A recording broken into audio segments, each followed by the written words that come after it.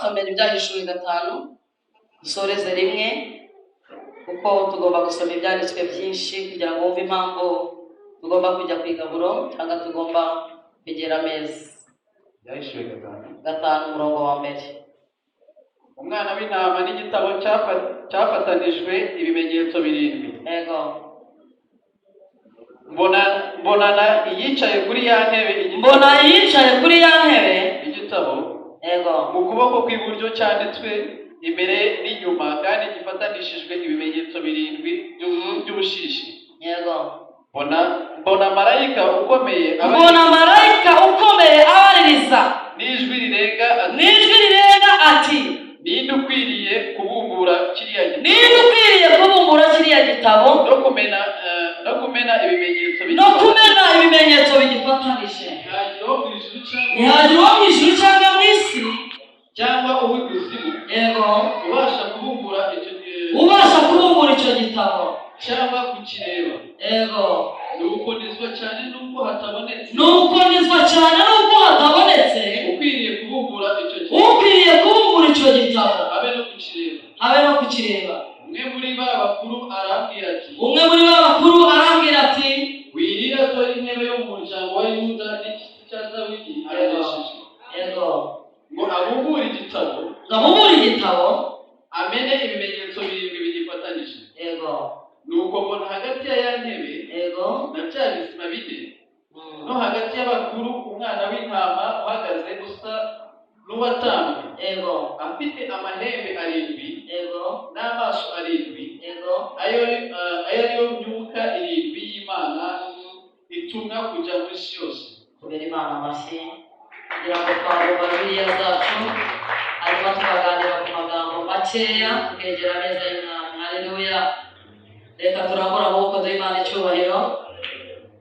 Twongere kandi turambura amaboko duhe Imana icyubahiro. Haleluya. Twumvise amagambo akomeye cyane, dusomye umwanya munini ariko dusomye icyanditswe kiri muri Yosuwa ibice 2. Haleluya. uyu ni umugore bita Rahabu. uyu mugore yari indayi. Haleluya. igihe ba Yosuwa bajyaga gutata igihugu cy'i Kanani, Yesu ashimwe cyane, bagiye kugitata biravuga ngo basanga y'abahehe, basanga y'abantu ngo bafite ubwoko bwabo ari abantu barebare. Haleluya. ngo ariko igihe bagendaga benda kujya i Kanani ngo baragiye kugira ngo babagenze babice, ngo ariko uyu mugore ahura nabo. Haleluya. amaze guhura nabo abinjiza mu nzu ye, ngo abajyana mu cyumba cyo hejuru arabahisha.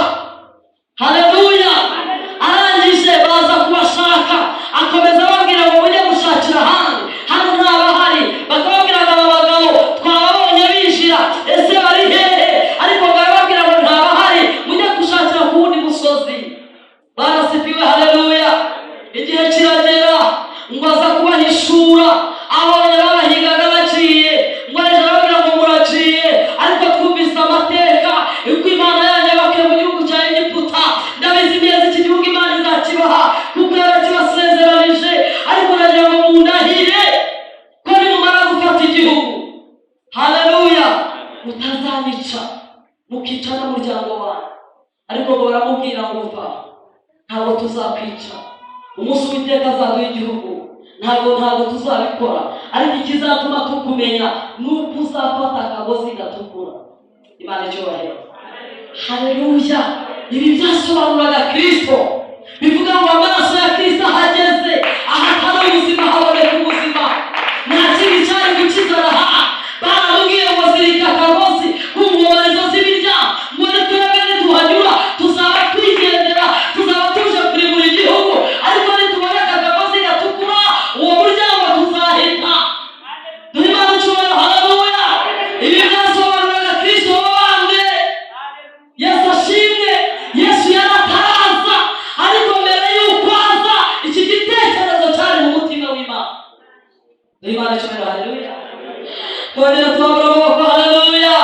baramubwira ngo ufata akagozi gatukura ukazirike ku nkomanizo z'umuryango, twebwe tuzaza twigendera, ariko nta kindi kizaba kituzanye. tuzaba tuje kurimbura, tuzaba twije kwica abamoni, tuzaba twije kwica bene iki gihugu,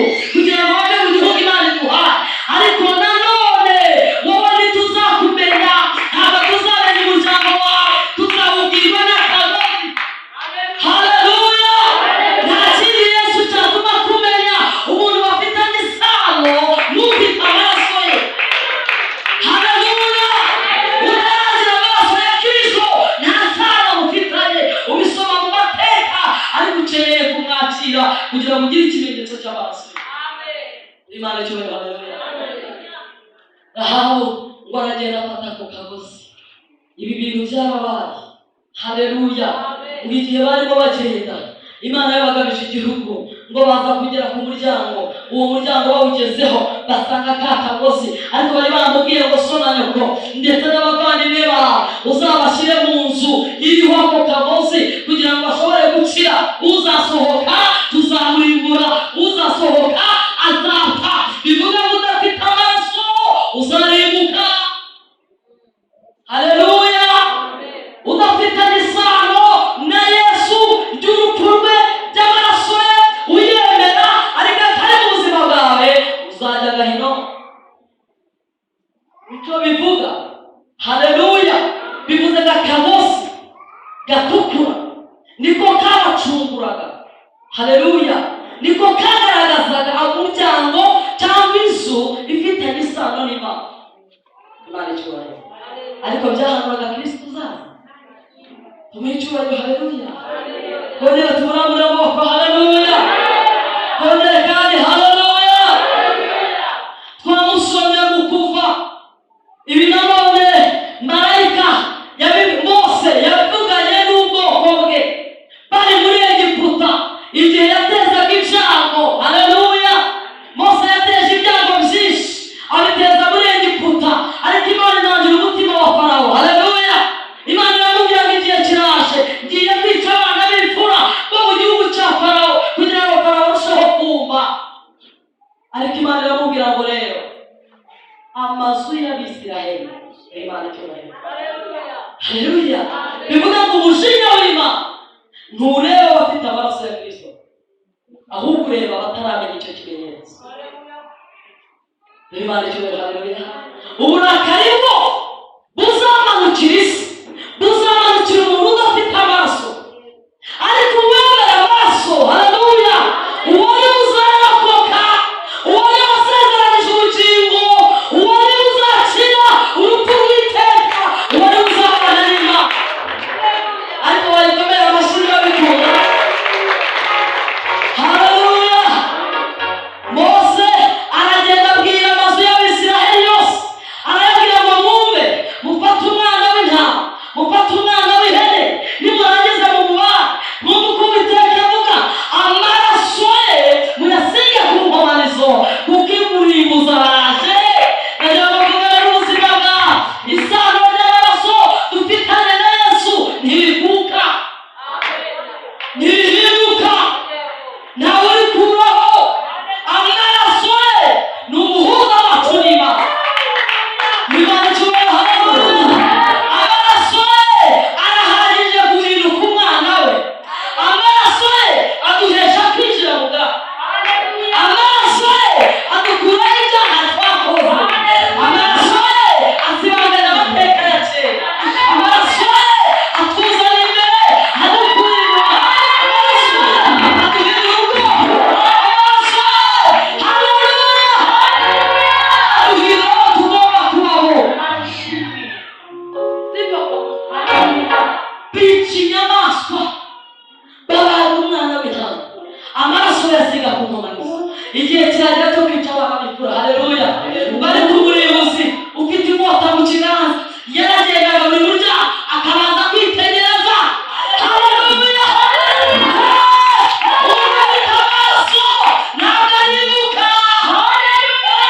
Niyo yapfa mu mubiri ategeranyije kuzuka, azukiye mu bugingo, amaraso amanukana nawe. Reka mbabwire, nk'uko ushobora gufata amazi wayavanga n'amata ntibivanguke, sipavamo. Niko uwizeye Kristo akizera amaraso ye ari igihango kidakwiye. Nari mubizi. Haleluya. Haleluya. Turamushimiye ko yaduhaye ubugingo kandi nta muntu uzabutwambura. Haleluya. Yesu ashimwe cyane. Sipavamo. Dore ngo bagera ngo bareba ku muryango babona ikimenyetso cy'amaraso ngo umurimbuzi agahita. Ariko we Imana we. Ngo bagera ku buri muryango ngo bakwitegereza amaraso, umurimbuzi agahita akajya ku muturage udafite ikimenyetso. Abadafite ikimenyetso barimbuka.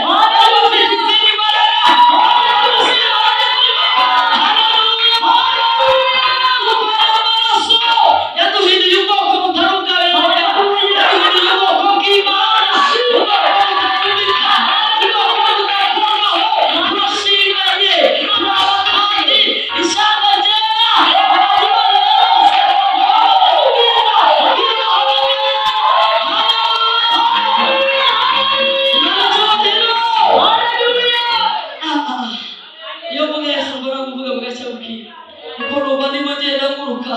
Haleluya. Ariko akababwire yagiye gusubira mu ijuru aravuga ngo dore ndagiye ngiye kubategurira hano Imana icyubahiro. Haleluya. aravuga ngo si amaraso gusa ahubwo tuzana abantu. Haleluya. zagaruka amatwara ngaho njya namwe mumenye. Haleluya. umuntu wese yacunguye afite umwanya azicara. Bwira mwene se ngo humura amaraso ya Yesu yarabonetse. Imana icyubahiro. ayo dayimoni yabonye irahunga. ayo maraso ya dayimoni ishe igasanga ufite ayo maraso ntabwo ishobora gushunaho. Imana icyubahiro. Haleluya. Imana bakuroga nupe abuze amaraso ataboneka abuze amaraso adakorwaho. Haleluya. Haleluya. ufite ubugingo twabuhawe umunsi twemera Yesu, twabuhawe umunsi tumwizera. Ibyo birahagije. Haleluya. ayiwe mwafashe na tukarekera. Haleluya. noneho Yesu ashimwe cyane. iryo ni isezerano rya kera. Yesu ashimwe cyane. mu kubara igihe kimwe ndagira ngo wumve ko igitambo cyaje gihagije. Abisiraheli ngo batutse Imana, ngo bari bagowe batuka Imana na Mose, baravuga ngo mbese kuki ataturetse ngo tugume muri Egiputa, twavuye iki mu butayu? ngo baramutuka. bamaze kumutuka batuka n'Imana, ngo Imana irarakara iboherezamo inzoka z'ubushenge. Imana icyubahiro. ubushenge bw'inzoka zirabarya ngo hapfamo benshi, ngo ariko abandi barataka. Haleluya. ngo batatu Uwiteka abwira Mose aravuga ngo cura inzoka isa nazo. Haleluya. niyo mpamvu Yesu yaje mu shusho y'umuntu. yagombaga kuducungura yambaye umubiri, kuko iyo aza nk'Imana ntitwari kumwemera. Haleluya. twari kumutinya. kabiri ubumana bwe ntibwari kwegerana n'ibyaha byabo. yambaye umubiri rero kugira ngo ase natwe abaho uko yisanisha n'ibyaha aducungure. Haleluya. inabere so mbona nacunguwe nikwicira urubanza sibyo kwa Mungu.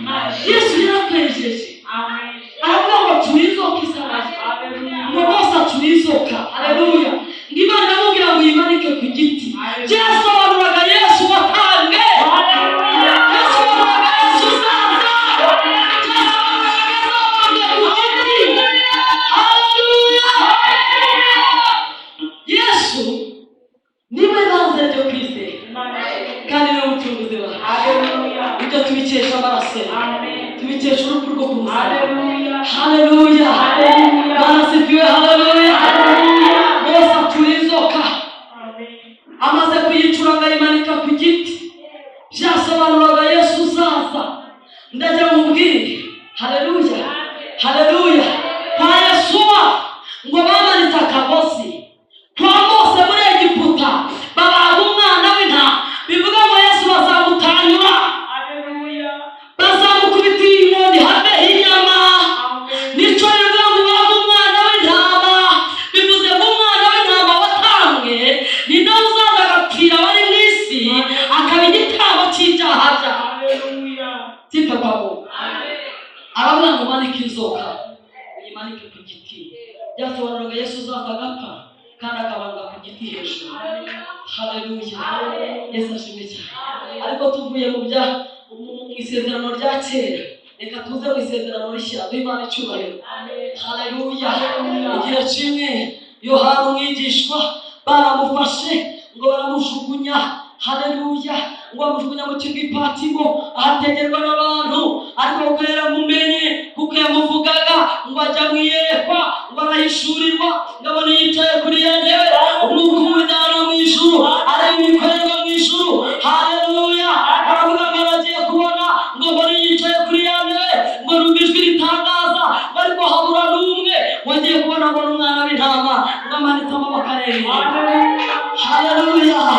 baravuga ngo agiye kubagendera, bafata cya kimenyetso gifatanishije ibimenyetso birindwi cya gitabo. Bibiliya ivuga ko ibimenyetso birindwi byasobanuraga umubabaro ukabije uzaba ku muntu witangiye abantu. n'abamarayika babireba ngo batera umugongo, ibizima ngo birebye igitabo ngo birahakana. Haleluya! Imana irakomeza iratangaza, iravuga ngo naremye umuntu umukunda, naremye umuntu uzi ko azagira ishusho yanjye. None byarahindutse, ninde watugendera akajya gucungura umuntu? Bose batera umugongo ngo ariko Yesu arabyitegereza. Haleluya! Baraza afata iki gitabo, yirengagije umubabaro uzamubaho, yirengagije umuntu azakubitwa, yirengagije ikamba ry'amahwa, yirengagije ibitutsi, yirengagije akazambika ubusa ku kanwa. Haleluya! Izo soni nazo ntiyazitinya, izo soni ntiyatinya ko azasekwa. Haleluya! Barasifiwe. Ndafata cya gitabo arakirongora, dore Imana ikiza. Tumurambura amaboko Yesu. Ariko Yesu si mwiza. Haleluya! Nabare tukamuha icyubahiro. Haleluya! Haleluya! Niramwene so ngo turabe umwuka, kuko turabe ku gihe cye, turabe ku ngoma ya Kristo. Haleluya! Yesu ashimwe cyane.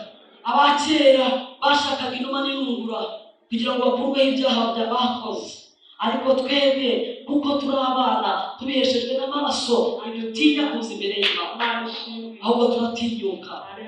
Yesu ashimwe cyane. Niyo mpamvu uzasanga wakoze ibyaha byinshi, ariko ukikubita imbere y'Imana ugatangira gusenga ntabwo ufite, kandi ukahava ubihanagura. Yesu ashimwe cyane. Ubundi wiruka gushaka intungura, shaka inuma. Haleluya! Ibyo byari iby'abakene. Umukene yashakaga inyoni. Nawe rero ukuntu wafata inuma iguruka wazayifata rya. Haleluya! Abakire bafataga ku matungo yabo. Turashimira Imana natwe. Tumurambura amaboko. Haleluya!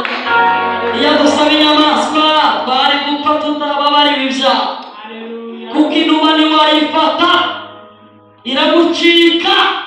Haleluya! Kandi birashoboka ko tutari kubona n'amatungo, kuko buri uko wakoraga icyaha ntabwo wabangaga itungo rimwe.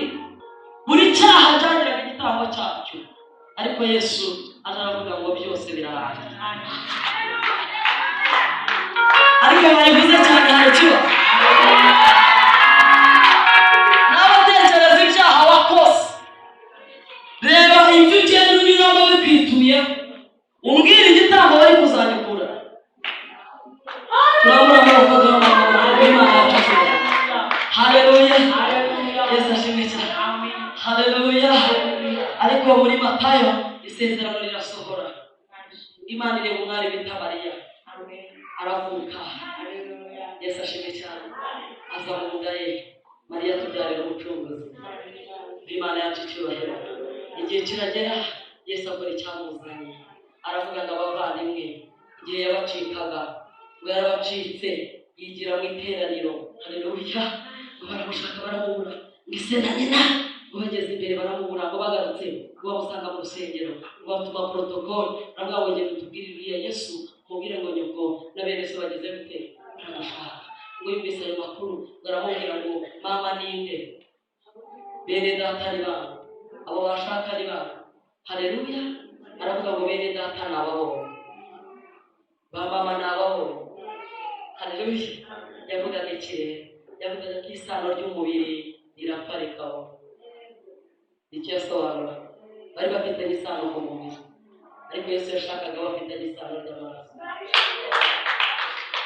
Imana icyubahiro.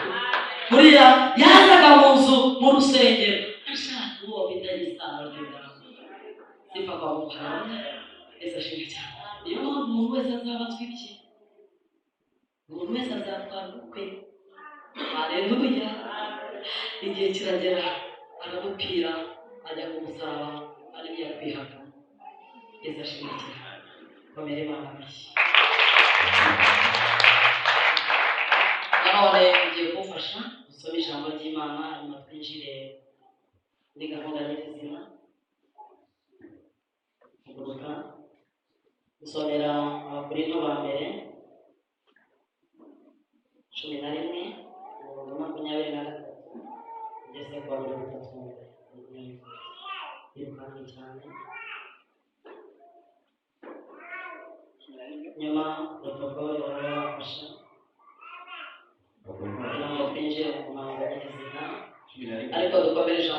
amashyi. Tugiye gutangira gahunda yo kwegera ameza y'umwami. Niyo mpamvu nshaka ko dusoma iki cyanditswe kugira ngo tumenye impamvu tujya ku meza. Nabivuzeho kenshi ariko ndashaka kwishimangira muri iri jambo kugira ngo tumenye ko uwizera Kristo agomba kujya ku meza, ariko nanone ufite impamvu yakubuza si icyaha. Ndagira ngo impamvu yakubuza rero yumve.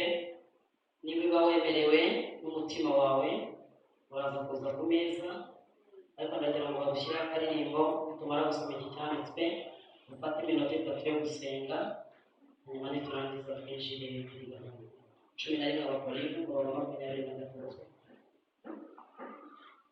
Abakorinto abantu 11 turavuga ngo nuko icyo nahawe n'umwami Imana kumenya wacu kumenya nicyo nabahaye, nicyo nanjye nabahaye namwe nicyo nabahaye namwe, yuko umwami Yesu ijoro bamugambaniyemo yenze umutsima, yafashe umutsima arawushimira arawumanyagura aravuga ati uyu ni umubiri wanjye watangiwe mujye mukora gutya kugira ngo munyibuke. N'igikombe akigeza cyo bamaze kurya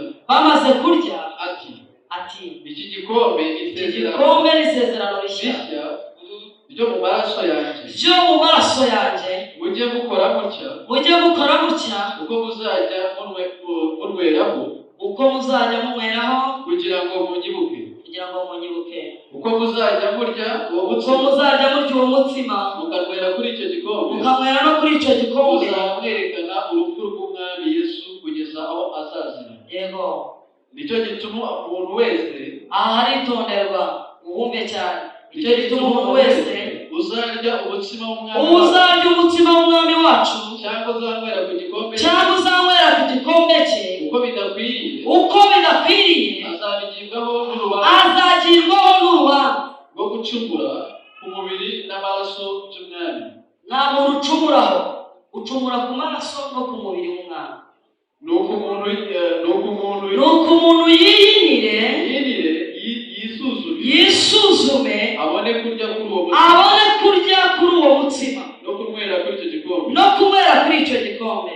Kuko umuntu uri bupfe kurya akanwa kandi atitaye ku mubiri w'umwami aba aririye kandi anywereye kwishyiraho gucirwaho aho iteka. Yego, ndetse nicyo gituma benshi muri rero iyo maze kubira utabyitayeho, ukarya umubiri utawitayeho, ukanywa amaraso utabyitayeho, ngo nicyo gituma benshi muri mwe mugira intege nke, abantu bakagwa. Ugasanga umuntu yari afite imbaraga, ariko kubera kunywera ku gikombe akarya n'umubiri mu buryo budakwiriye, ejo akavuga upagani, agacika intege, ntagaruke mu zima.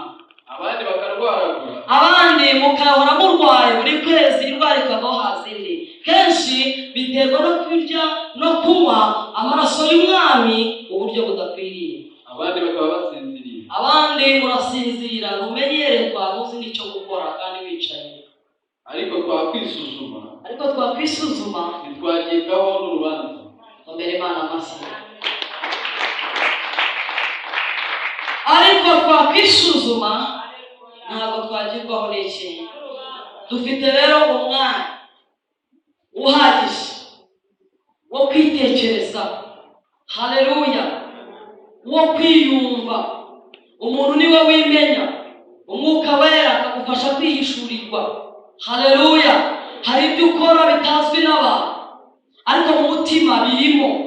Ndagira ngo dufate umwanya muto wo kuvugana n'imitima yacu. Ukwemerere, nta muntu uri bukwemerere. Umutima urakwemerera kujya ku meza cyangwa se utayijyamo. Kandi reka mbabwire, aho kugira ngo ujye ku meza y'Imana wishyire mu rubanza rwo kuzacirwaho iteka, wakwikiranura n'Imana. Haleluya, amen. Uri hano? Yesu ashimwe cyane. Tugiye gufata umwanya muto cyane wo gusenga, ariko ndagira ngo wongere uhaguruke, hanyuma badufashe tubikore. Nyuma yaho dufate umwanya wo kwihana no gusenga Imana. Niturangiza uwumva ari bwegera ameza araza kwigira imbere, kuko nta muntu ushobora kujya ku meza y'umwami utaravuka ubwa kabiri. Twebwe mu itorero ry'umwuka niko tubigenza. Abo kwa padiri bafata Ukarisitiya, ariko nta mwana ntawe bamuha, nabo ntabuje abo mwana. Ntabwo ujya ku ifunguro. Haleluya. Ngaho amaraso ya Kristo arya umubiri we atarajya mu mazi menshi. Yesu ashimwe. Icyo niba utarabatizwa mu mazi menshi, nyamuneka niwegere. Haleluya. Niba ufite icyupa na mwene so ari hano, wasohoka mukikiranura mbere y'uko winjira ku meza. Hari abantu bafitanye amakimbirane akomeye. Haleluya. Ndabagira inama, niba uwo muntu ari hano ufitanye ikibazo, wamusohora. Birashoboka, birasanzwe. Wisohokane nawe igihe turimo gusenga, kuko ni umwanya mwiza. Umusaba imbabazi cyangwa nawe gusaba imbabazi, hanyuma ubone kwegera. Niba uwo muntu atari hano, birashoboka ko wamuhamagara kuri telefone. Ariko icyiza ni uko nta cyakabaye cyo kuza kwegera neza. Haleluya. Bivuga ngo imbogamizi yose ushobora gukemura, uyikemure noneho turimo gusenga, kugira ngo hatagira impamvu ikuza kwegera neza. Kuko nanone utajya ku meza y'umwami ni ikibazo gikomeye kandi umwizera. Haleluya. Amen. Turahari.